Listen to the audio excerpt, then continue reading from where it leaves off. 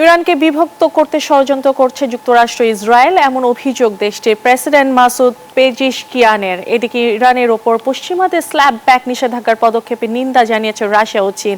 আবারও চাপের মুখে পারমাণবিক ইস্যুতে আলোচনার সম্ভাবনা নাকচ করে দিয়েছে তেহরান।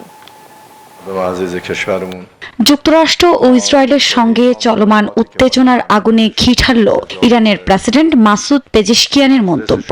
শুক্রবার এক সাক্ষাৎকারে তিনি দাবি করেন, তেহরান যুদ্ধ চায় না, তবে আত্মরক্ষার্থে সবসময় সচেতন বলেও জানান তিনি।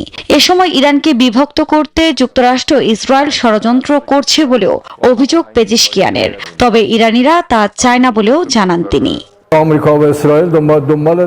আমরা যুদ্ধ চাই না, কিন্তু যদি তারা আক্রমণ করতে চায় আমরা শক্তি প্রয়োগ করে তাদের বিরুদ্ধে রুখে দাঁড়াবো। আমরা শুরু থেকেই বলে আসছি, যুদ্ধ করতে চাই না, কিন্তু আমরা যুদ্ধকে ভয় পাই না।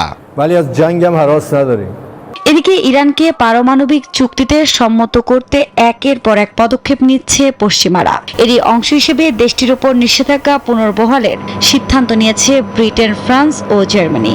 স্ন্যাপব্যাক মেকানিজম নামে পরিচিত এই ধারা অনুযায়ী আগামী 1 মাসের মধ্যে নিরাপত্তা পরিষদে কোনো ভিন্ন সিদ্ধান্ত না হলে স্বয়ংক্রিয়ভাবে ইরানের উপর আগের সব নিষেধাজ্ঞা পুনর্বহাল হবে। এর ফলে চাপে পড়তে পারে তেহরানের ব্যাংকিং, জ্বালানি ও প্রতিরক্ষা খাত। যদিও পশ্চিমা দেশগুলোর এই পদক্ষেপের তীব্র নিন্দা জানিয়েছে চীন ও রাশিয়া।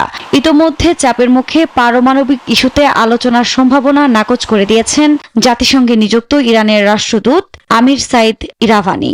শুক্রবার নিউ ইয়র্কের সাংবাদিকদের এক সমাবেশে এই পদক্ষেপকে ব্ল্যাকমেইল বলে অভিহিত করেন তিনি। আফরিন মৌ, নিউজ 24। হিরন আরও মিনারেল ওয়াটার মাত্র 50 পয়সায় প্রতি লিটার।